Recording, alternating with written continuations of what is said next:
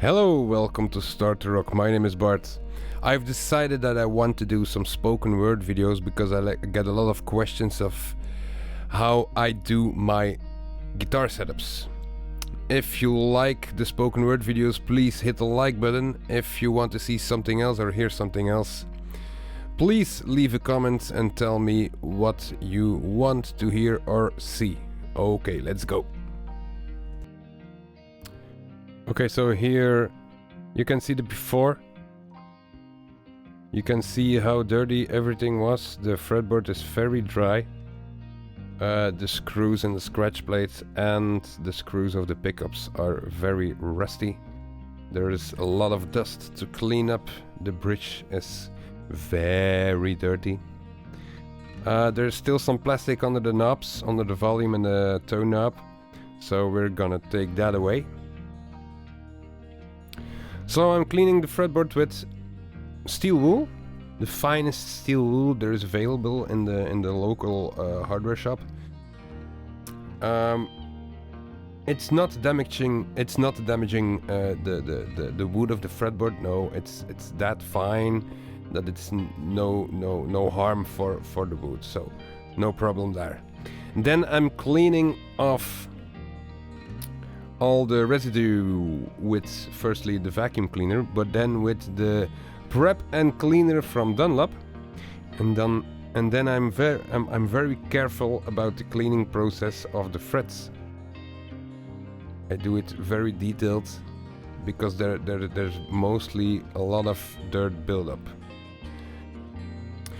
I'm taking off the neck because it's just easier to work with, and I've put on the lemon oil for a good hydration of the fretboard. And then we're gonna unscrew every bolt there is on the body so we can de-rust them. I de-rust my screws with vinegar. Because it's an easy and cheap solution.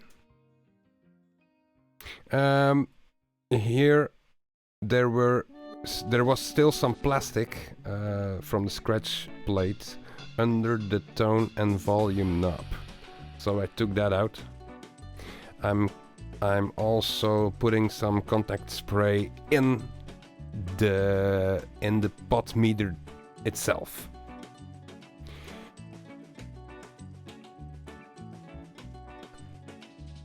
I'm unscrewing all the screws from the pickups because they're also gonna be de-rusted. So here's my cleaning process of a bridge, of an Strat type bridge. I'm taking it apart so I can clean it properly with steel wool again.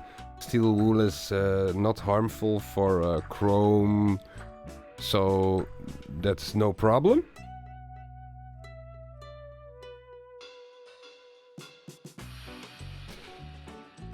After I disassembled it, I'm gonna reassemble, but I'm putting it in a vice grip so it's just easier to work with.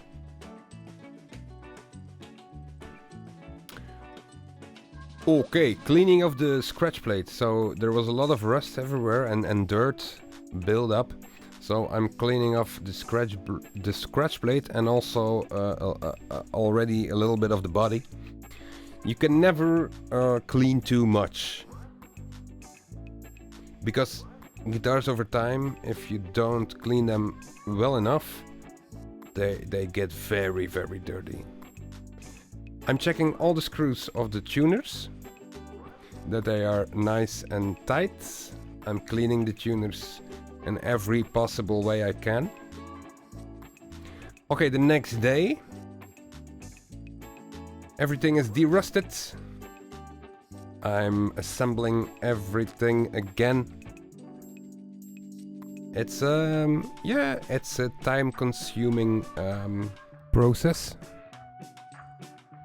You have to be very careful with the springs in the back, because it has happened before that you want to assemble the spring again with the screw, and the spring just pops out.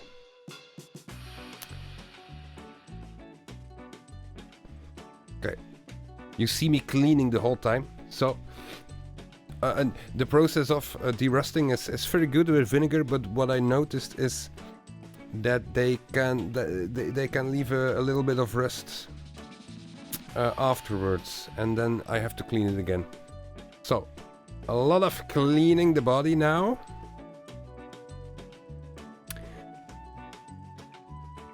Because I want to make sure everything is nice and smooth before I attach the neck again. Okay, if I attach screws again, especially in the neck plate, I always make sure that I screw into the original thread, because it's just better for the wood. Okay, this process is actually the most boring of all, is putting new strings on. It's the easiest part and the quickest part. Putting strings on takes 5 minutes. Cleaning the guitar takes, yeah, an hour and a half, 2 hours sometimes.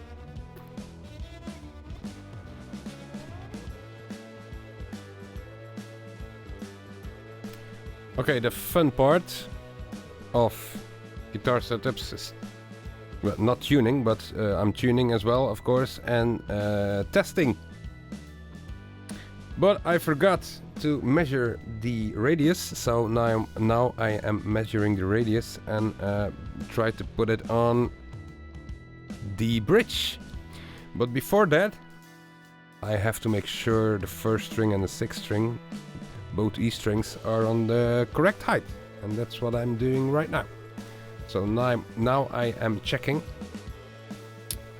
the radius. Yeah, and that's very good that my hand is yeah, totally blocking the scene. But the radius is fixed. Tuning again. Occasionally a cat that passes by. Oh yes, a lot of testing. Oh, I love to test guitars, especially cheap guitars. I'm always very impressed by cheap guitars and how good they can sound and how well they can play. If you just do a proper setup, a cheap guitar can play very well. Okay, I'm now doing the intonation, because I'm making sure that the saddles are in the right spot. I have a tuner on the ground, so I'm tuning with the pedal tuner. And then I'm doing the last finishing touches. I'm gonna take off the ends of the strings on the headstock and putting the knobs back on, and then it's finished. If you want some more info, startorock.be. Please like and subscribe, and see you next time. Bye bye.